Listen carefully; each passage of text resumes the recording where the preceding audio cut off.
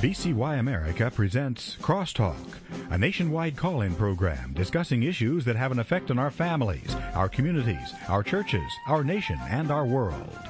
Crosstalk, an opportunity for you to voice your concerns for biblical principles. And now live by satellite and around the world on the internet at vcyamerica.org. Here is today's Crosstalk. And thank you, Mr. Morris. Good to have you with us on Crosstalk today. And we've got an interesting topic today, but the individual we're going to be talking with is well qualified to deal with this. His name is Michael Maloof, the former senior security policy analyst in the Office of the Secretary of Defense. He has nearly 30 years of federal service, both in the Defense Department and as a specialized trainer for border guards and special forces in Central Asia. He directed the Defense Department's technology security operations as the head of a 10-person team involved in halting diversion of military critical technologies to countries posing threats to the national security and sponsoring terrorism. He's been a legislative assistant to various U.S. senators and now serves as a senior staff writer for WND. His name, Michael Maloof. And Maloof. I did say it wrong. Now we're right. I vowed I wasn't going to mess it up, Mike. Well, no, you're fine. You're fine. Well, Michael, we're glad to have you on deck today. And the topic today is something which a lot of people don't understand. But, right. You've written a book. It's a new book called A Nation Forsaken. And being a pilot, I know what would happen if I was at the controls and I forsook the controls. The airplane would start going into strange directions and ultimately would crash because I had forsaken the controls. And your book talks about a nation forsaken because the escalating threat of an American catastrophe, and it all goes into a three-letter word called EMP. What is it? Well, EMP are the initials for electromagnetic pulse, and this is a high-energy burst of electromagnetic energy caused by rapid acceleration of charged particles. They're so powerful that they can actually knock out or completely fry unprotected electronics or electrical systems, depending upon their intensity. Now, they can happen in one or two ways, either from a high-altitude nuclear explosion or from an intense solar storm. Mm-hmm. Now, as you know, the United States is probably, because it's such a vast country and modern country, it relies very heavily on a technology-based society, and we rely totally on our electric power, our electronics, our telecommunications, our information networks, even our financial and transportation systems. And while this has served us well to become the major world economic and industrial power that we are, it also can serve as our Achilles heel and make us extremely vulnerable in the event of an electromagnetic pulse event, whether it's natural or man-made. Now, our world is governed with computers, everything, everybody. You got computers in the car. You've got computers in your hearing aid if you have one. You got everything is computed these days. And if what you're saying is true, one EMP of significant force could literally shut down all of the computers under its influence.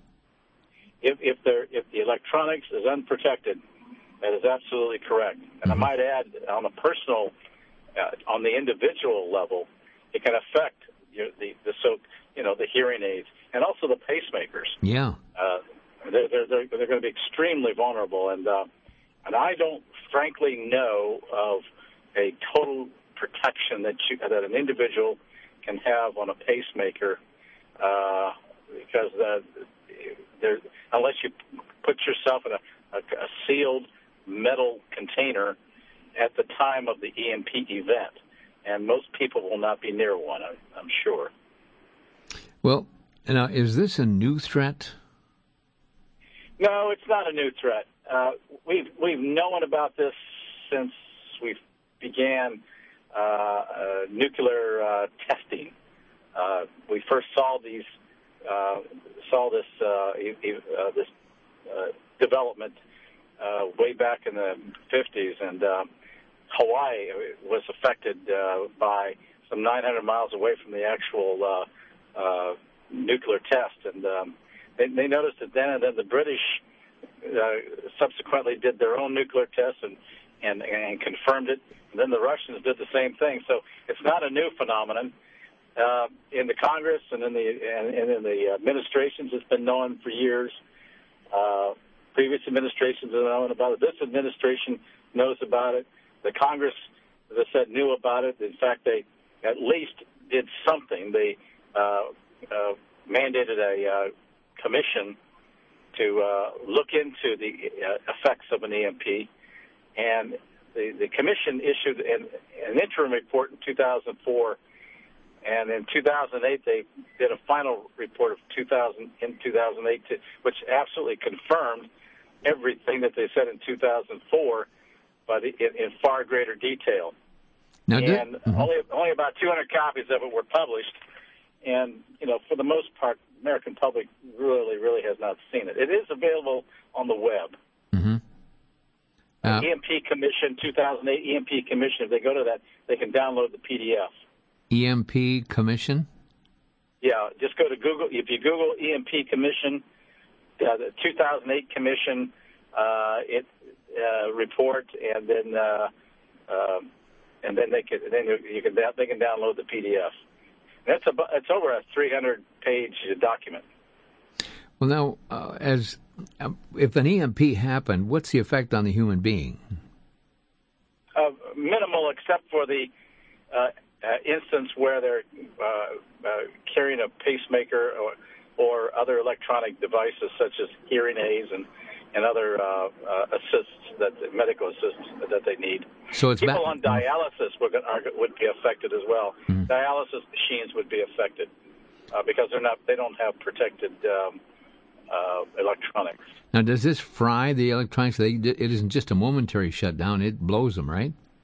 Yeah, it can blow it. It can fry it, depending on that intensity. Either knock them out, which then might have an ability to restart, but it can also fry them. I know just a lightning strike of a friend of mine who had some unplugged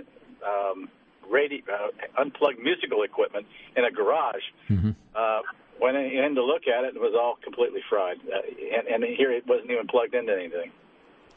So it's just it's an impulse through the air. Well, now let me ask this question. What are the ramifications?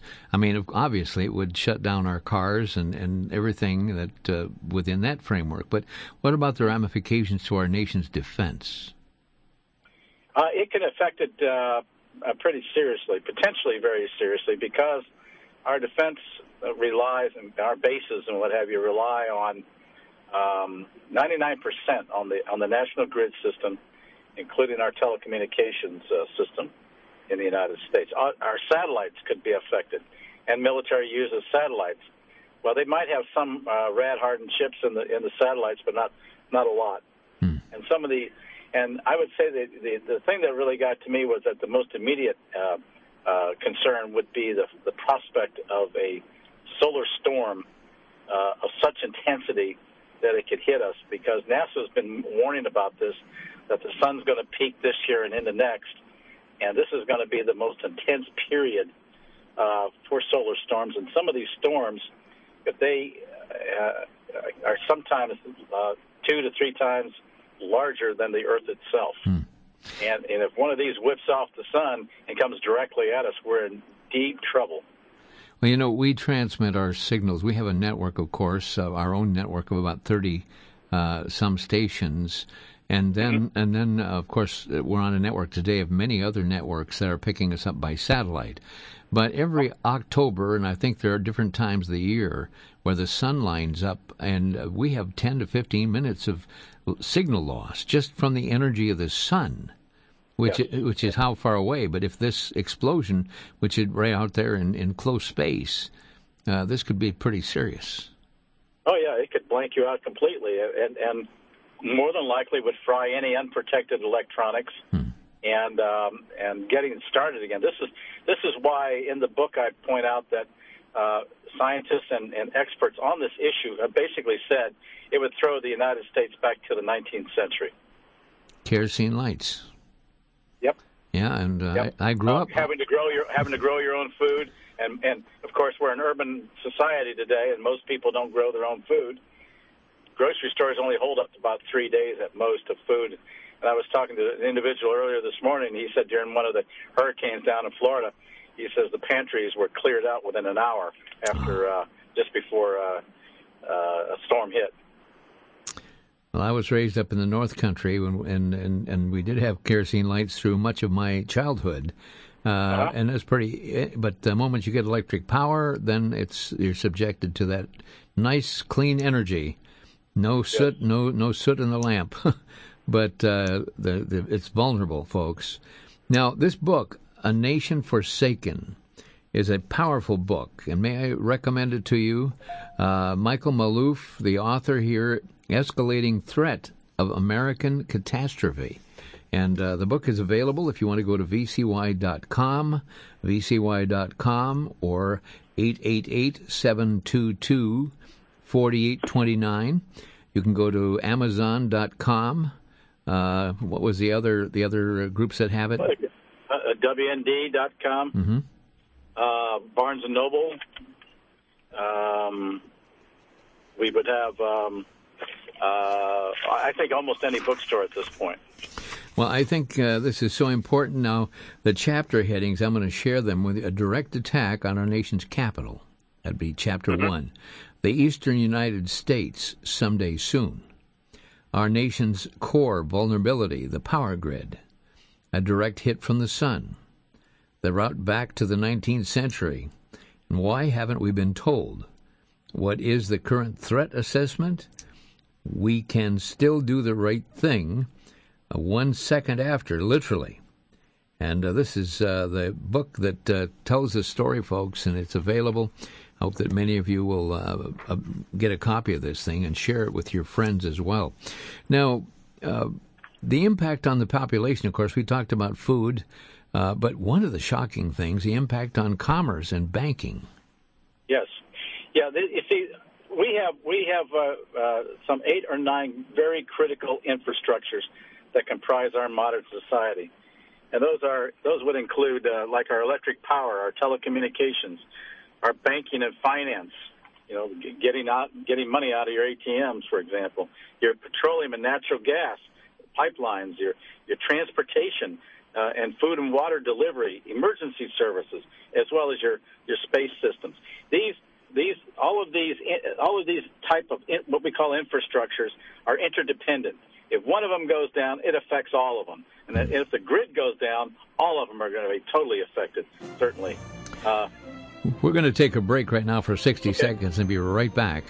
And we'll talk about some of these things that right out there, you can see them, didn't realize they were there, but they're very vulnerable. We shall be right back.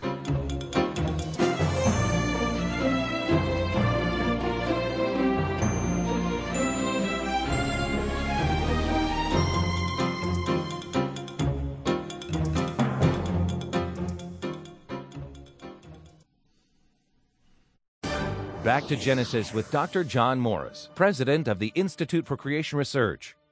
Dr. Morris, what does the new Pope think about evolution? Chris, the new Pope, Pope Benedict, has specifically said that he believes in evolution, but that humans are the created image of God, different from the animals. But even his acceptance of evolution in general doesn't pacify evolutionists in the Catholic Church. They are as vehement against him as are atheistic-minded scientists. It's very important to evolutionists that humans are merely the result of mindless naturalistic forces. Thus, we are not accountable to a creator God for our actions. Evolution provides scientific credibility to a godless view of life. Chris, it doesn't really matter what the Pope says, but what's important is what does the Bible say? I'm convinced that both science and the Bible show creation, not evolution, and we get that by going back to Genesis. For more information, visit our website at icr.org. I'm Chris O'Brien. Thanks for tuning in.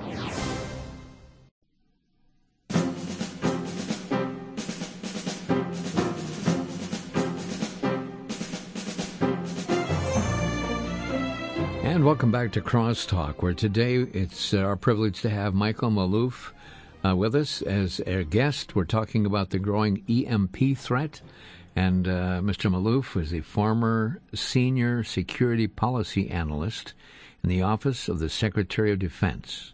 He spent nearly 30 years of federal service both in the Defense Department and as a specialized trainer for border guards and special forces in Central Asia. He directed the Defense Department's technology security operations as the head of a 10-person team involved in halting a diversion of military critical technologies to countries posing threats to national security and sponsoring terrorism. He has been a legislative assistant to various U.S. senators and now serves as a senior staff writer for WND. And, Michael, it's a privilege to have you with us. We had the break here, and as we come back, can you share a little more about the effect on our infrastructure of this EMP? Sure. We have about 8 or 9 very critical infrastructures, and every one of them would be impacted by a very serious EMP. And again, those infrastructures would include our electric power, our telecommunications, our banking and finance systems, our petroleum and natural gas pipelines, our transportation, our food and water delivery, emergency services, space systems. And all of them are interdependent with one another. And if one goes, there will be a cascading effect on all the rest, because each one relies upon the other to exist and to function properly. And if any one of them is broken down, it can be very, very disruptive to any communities. For example, you need trucks to deliver the food and water, but if there's no gasoline to put into the fuel, to put into the trucks, they're not going to run. And if trucks have automated electrical ignition systems, they're not even going to function. And one of my concerns also has to do with our emergency vehicles. Are they in the same boat?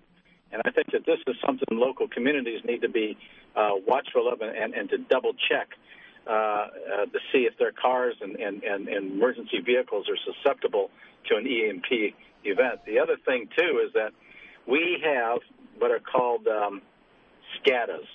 These are automated control systems. That stands for Supervisory Control and Data Acquisition Systems. That's the formal title of them. But they're really automated control systems, and they govern almost every aspect of our industry and our commerce. Anything that moves automatically, it's a SCADA or an automatic control system. They are totally vulnerable, and they are out in many isolated areas where it's hard to get access to them. And they control things like the automatic pumping of our fuel, for example, at the gas station, our banking, and even they control the flow of the oil and gas pipelines, and for example, and if one of those pipelines were to shut down and build up tremendous pressure, then they can potentially explode. And so there is a potential for fire and explosions especially on our natural gas pipelines, and certainly fires associated with the oil pipelines should they rupture and have access to some ignition of some kind. So there are these secondary effects that we have to be very concerned about. Now, they happen periodically, and emergency responders are able to get to them and take them out. But if the EMP happened on a regional basis over a wide area of the country, it would be cataclysmic for us, and that we would have these things happening all over the place because our nation is crisscrossed with pipelines and things that ultimately pipelines that carry the fuel from one location to the other, and then pipelines off of that feed into the houses and into the apartment buildings. It can be very, very serious. So there is that potential for explosions and fires accompanying the shutdown of these pipelines. Now, we were talking about the effect on banking and commerce, and of course, all of us think very little. We walk up to, or drive up to a gas pump, stick our little plastic card in, and fill her up, and drive off, groaning about the price. But we do it. And but the point is, if this were to happen, you put your card in, and nothing's going to happen. Number two, an AMT, or is that what you call them? Banking. ATM. ATM, rather. You're wanting to get your money, some cash, and it's not going to work. And the banks themselves cannot transfer funding or funding information, because a lot of our funding today is credit showing on the computer, and somewhere there's some money backing it up, but we're shoving credits back and forth here, whether we're drawn or overdrawn. And all of these things depending, and if the computer system goes down, I think back to Y2K, when 1999 came around the corner, and everybody was thinking, "Oh, the world's going to, the sky is falling." Yeah. And from that standpoint, that was just worrying about the dates in the computers. This wasn't talking about an alien or foreign impact that would cause the computers to fail. It was just that the date was wrong. Yeah, and we had early enough warning on that, and action was taken. There was a considerable amount of effort underway, and I remember Y2K, and it mitigated the problem. With an EMP, because we're unprepared, if we have an EMP event, we're going to be totally unprepared. And you're right, we wouldn't have access to our monies in the ATMs. They wouldn't even be able to look up the account because it's all off the computer. And they don't keep paper files.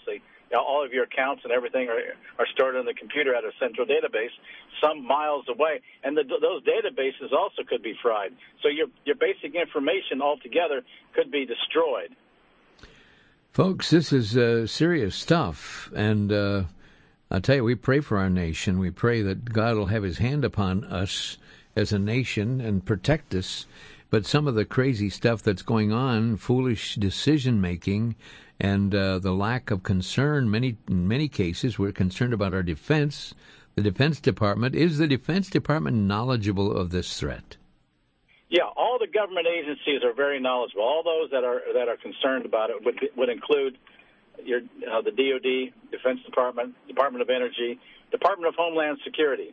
I would say that the Department of Defense has probably done more to harden the components in the weapon systems, and their offensive systems in the B-2 bombers, the F-35s, so they can engage bad guys. But the bases are not in the United States. And certainly our bases overseas would be vulnerable to any attack. The bases here in the United States rely on the national grid, as I said earlier, by 99%. Water systems. They don't have anything independent. They may have a little bit independence, but it wouldn't be much. And in terms of backup, the bases themselves would have to have fuel. It would affect the command control communications, the ability to coordinate activities should there be a disaster on a massive scale. The first responders and being able to rally these emergencies and basically keep law and order is also going to be problematic. People are going to be roaming around looking for things. It could cause chaos and panic. And you can see what panic is like when people are out of electricity for a day or two. Yeah, we look down even at the situations on the shores where these terrible storms have hit, and the looting and the stuff that goes on. The need for law enforcement, and if their walkie-talkies don't work, if their cell phones don't work, it's kind of every man for himself. There you are. That's precisely what's going to happen. Well, now, obviously, enemy nations are knowledgeable about this threat. Oh, very, very much so. They are. Russia, China, particularly, have made a point of developing weapons for EMP purposes, and the Russians basically have told some of our lawmakers, and this is in the book, that if we really wanted to bring America to its knees, we would just explode. We would launch a missile from a submarine, explode it over the United States, knock out your communications, your satellites, and your national grid. Then you would be defenseless. And there's something to that. Now, this was told to Kurt Weldon, of Pennsylvania and to Roscoe Bartlett. Neither one is in Congress today. But Roscoe Bartlett and Weldon both, when they came back after that meeting with the Russian Duma president at that time, immediately called for the creation of the EMP Commission to see just what would be the impact on our infrastructures, our electronic, which are based on technology. And that's when they put out that 2008 report. Well, all of these study groups and stuff like this, they come up with a point of a report. But what about the action? And here, let's look at Congress. Obviously, Congress is knowledgeable about the threat. What are they doing about it? Nothing. In fact, Roscoe Bartlett and Weldon are no longer in the Congress. You got a few congressmen who've talked about this, and such as Trent Franks out of Arizona, but these are lonely voices, if you will. And the problem is that they'll hold occasional hearings on this, and then the issue dies. Now, Franks introduced what was called the SHIELD Act in the last Congress, and it languished. It didn't go anywhere. It got holed up in the House Energy Committee, and there was no comparable Senate version introduced, and it died. So now it's got to be reintroduced, and this basically would give the federal government more authority to direct local distribution energy distributors to harden their facilities and to take action. I might add, too, that the Department of Homeland Security just does not regard EMP as one of its 15 national planning scenarios, and it's these scenarios that are implemented when there's an emergency. And EMP, they do not have one for EMP. And we've members of Congress have called the representatives from the Department of Homeland Security up to the Hill to ask them about it. They say, yes, we're aware of the EMP threat, but they have done nothing about doing this. And even President Obama himself is very aware of this threat. And he could direct the Department of Homeland Security to make EMP one of their national planning scenarios, but he has not. My assumption, and we're coming up on a break here shortly, but my question is, why do you use the title A Nation Forsaken? That's an action. Yeah, I use A Nation Forsaken because this is a book which is a call to action because our national authorities have failed us. Mm. We're going to come back in just a few moments, and when we do, again, folks, the name of the book is A Nation Forsaken, The Escalating Threat of an American Catastrophe. And Michael Maloof is the author. You've heard his bio. We'll be talking about that momentarily here, but we're going to be taking a break, and then we're coming right back. And we're going to give you a chance to call us as well. The phone number, 800-733-9829, to talk about this and talk with Michael, 800-733-9829. And we shall return in just a minute. This is Crosstalk.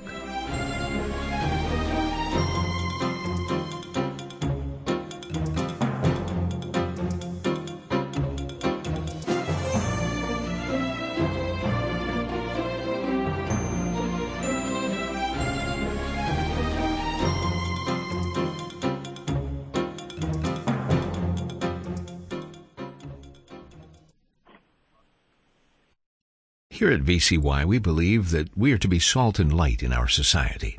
We strongly believe that people can make a difference and be a voice for that which is right.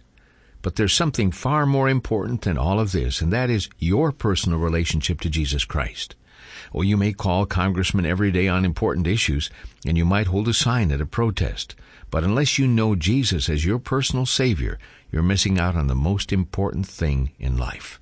I'd like to send you a small brochure entitled, Where Will You Spend Eternity?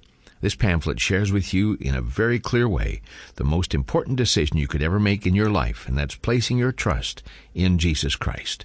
Our telephone number is 800-729-9829. Call and ask for your free copy of Where Will You Spend Eternity? Again, our number is 800-729-9829. Don't miss out on the most important thing in life, Call today.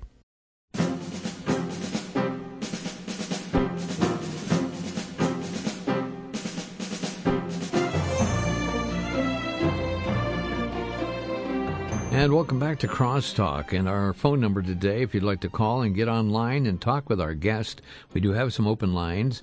Michael Maloof, the writer of the book A Nation Forsaken, talking about the threat that's out there. And we hope and pray that we don't have an EMT, or EMP rather.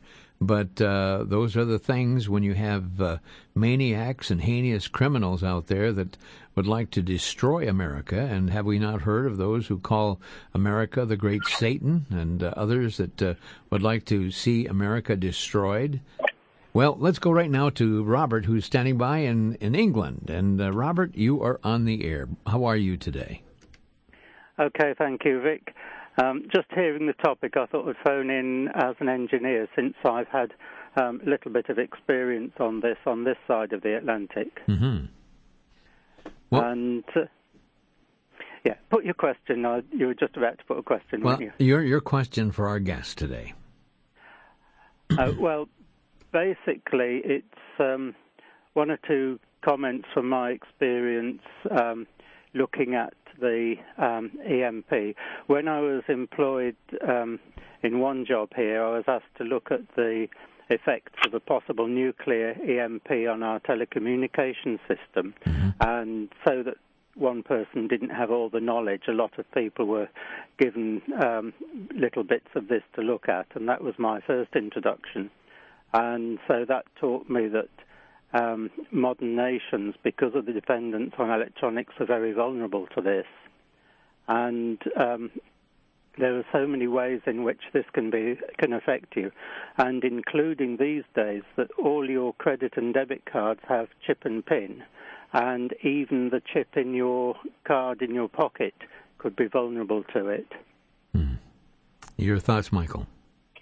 Yeah, I'm glad the gentleman from England called, because the British Parliament recently issued a paper on this very subject and reinforced the concerns of what our experts are saying. So what the gentleman is saying rings true, and the British government is very concerned about this prospect and has its own report out now, and I think that they're going to do something to try and begin to harden their own sites, and I think that's their own electronic sites, and I think that's a very proactive thing they're doing. But we can't even get the attention of our own Congress to do that. But I applaud the British Parliament for taking that initiative. Can I just give two other examples quickly, and then I must let you take another caller? Sure. One is that when I was working doing audio systems, one of our induction loop for hearing aid users installation was in a very big building, and we ran it around the roof. And it was a cathedral, and the tower took a direct lightning strike. Because I'd thought ahead and put in a bit of protection, our system survived the lightning strike with no damage at all.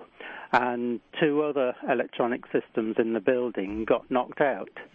And there are certain things that you can do just by sensible electronic design to reduce the effects of it. You may not totally protect against an EMP, but at least you will get some protection.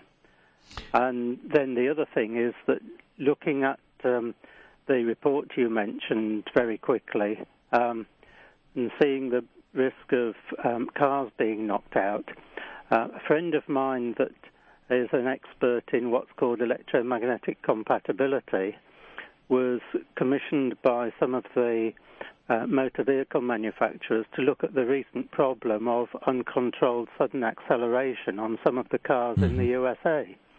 And he concluded that it was a problem of radio interference affecting the car's electronics. RF, yeah. And that was at very, very low levels.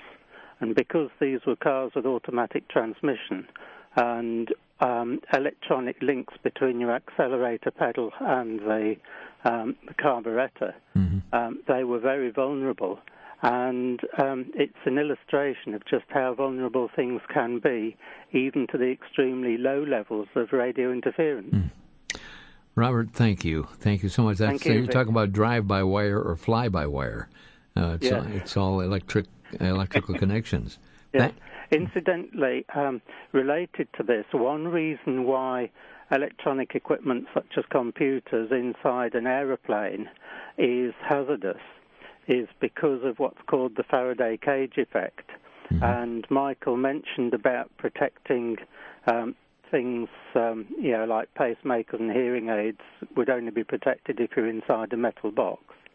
Well, because of the structure of an aeroplane, what happens is that the radio interference generated by a computer gets concentrated inside and interferes with all the electronics in an aeroplane, which is why they have to be very careful about letting anybody use any sort of electronic equipment inside the plane.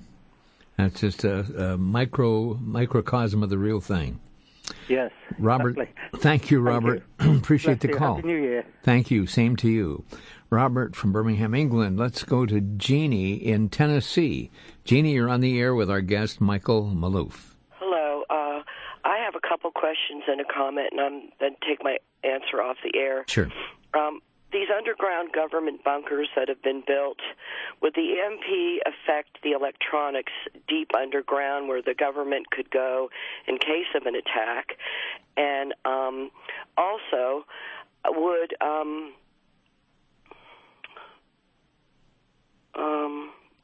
slip my mind here real quick.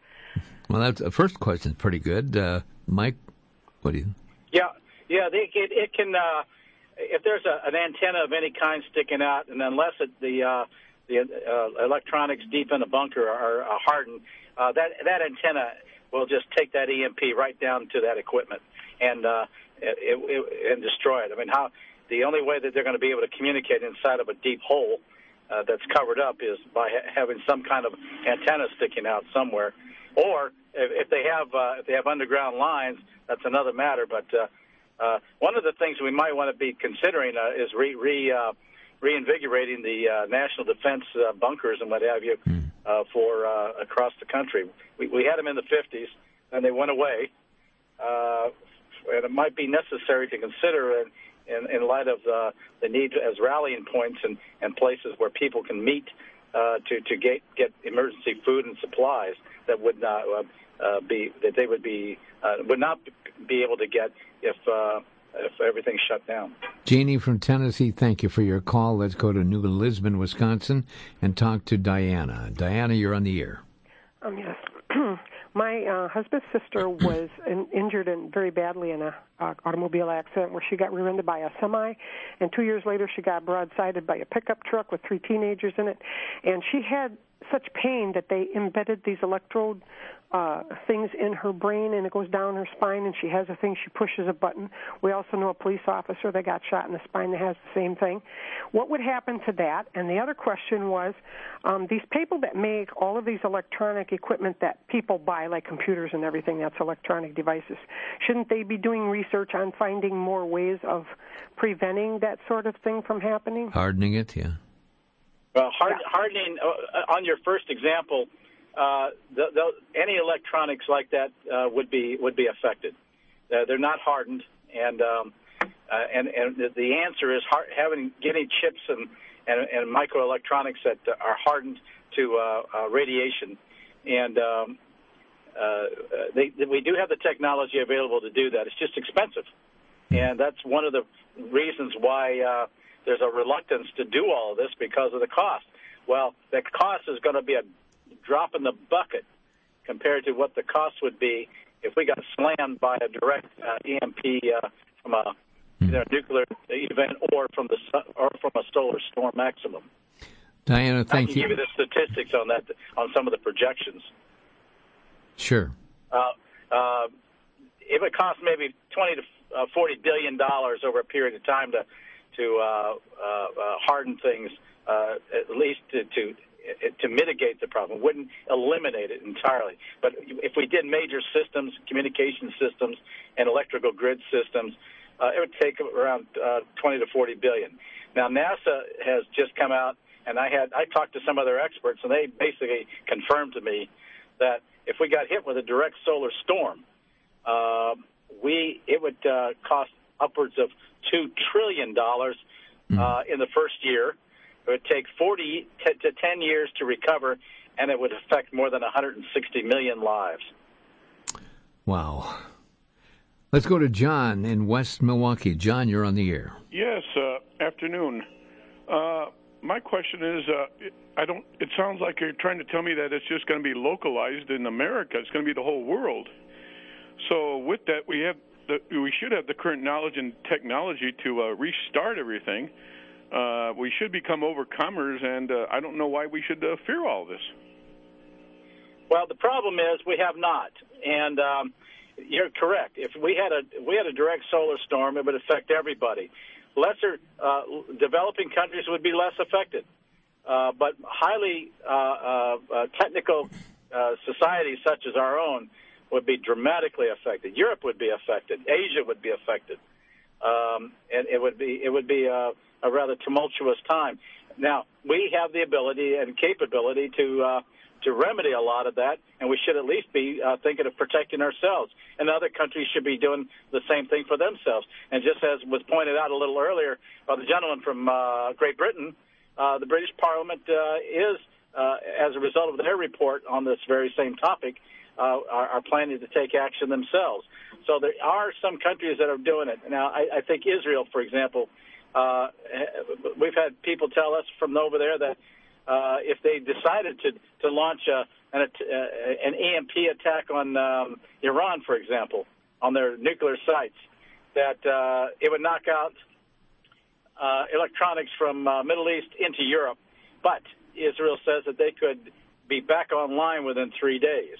So I think that they're planning something over there. Okay, let's go to Port Huron, Michigan. And Harry, you're on the air. Yeah, thank you so much, Vic, for this. Two things. Number one, just want to let you know, Mike, I just called Trent Frank's office, and he said they are going to reintroduce the act, the SHIELD Act. They're just modifying it a little bit because of recent updates. And I said, well, what's it going to do? He said, we want to go after the power grid the most. We want to protect that, number one. That's what the bill's going to cover. My question to you is, what in the world can I do? What can I do to have the biggest effect? I'm not just myself, but what can we do? Well, I think I think it's going to have to be a ground on up solution rather than a top on down. I've got to tell you, I've given up with the federal government, I applaud Franks for wanting to reintroduce the bill. But what the problem is, it could just languish in Congress again, and just as it has done for the last 2 years. Actually, I think he's introduced it in the last 2 Congresses, so that's 6 years.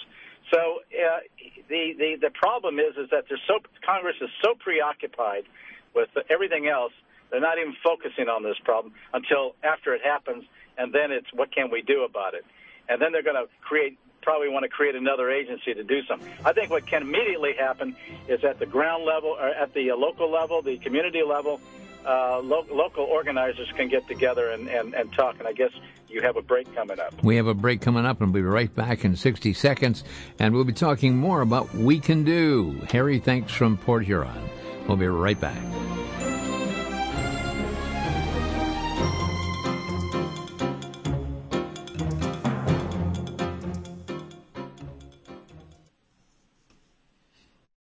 For the Worldview Weekend Minute, I'm Brandon House. Our website is worldviewweekend.com. Continuing on my series here on why I believe God has allowed for the re-election of President Barack Obama. One reason is because I believe Christian leaders, self-professing Christian leaders, continue to unite in spiritual enterprises with unbelievers in clear violation of God's commandments. In fact, in 2012, Shirley Dobson appeared on New Age Mormon Glenn Beck's radio program to talk about prayer and God. In the process, she praised Beck for his, quote, great job, end quote, and, quote, good work, end quote. How can Beck's promotion of another Jesus and another gospel be a good work? Why do evangelical leaders seem so eager to compromise the admonishments of 2 Corinthians 6:14 and Romans 16:17 and 2 John 9 through 11? God's Word makes it specifically clear when self-professing believers unite in spiritual enterprises with unbelievers, He will not welcome us, have favor on us, or have a blessing on us. Perhaps it's time we look at ourselves for why President Barack Obama has been reelected.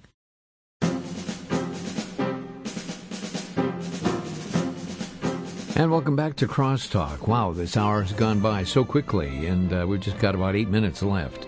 But our guest today, Michael Maloof, a man who is well qualified to address the topic today, a former senior security policy analyst in the Office of the Secretary of Defense, over 30 years of federal service, both to the Defense Department and a specialized trainer for border guards and special forces in Central Asia.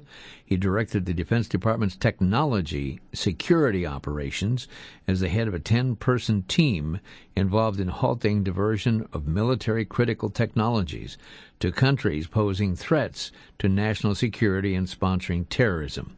And I am absolutely sure, Michael, that this cyber war that's going on is also on your plate. Am I correct? Oh yeah. In fact, I also write for a G2 Bulletin, which is part of WND, and today the piece that I wrote is now on the WND website, main website, and it talks about two major threats: EMP and cyber attacks. And I cited Panetta's concerns about it, and both of them would attack the grid. And so if we can affect one, we can probably mitigate the other, but we're doing neither. And I point out that in terms of cyber attack, we still don't know what direction to go and trying to stop it. WND.com. That's the place to go if you want to get those articles, WND.com. However, Michael, you also have a personal website or a point of contact, email, I think it is.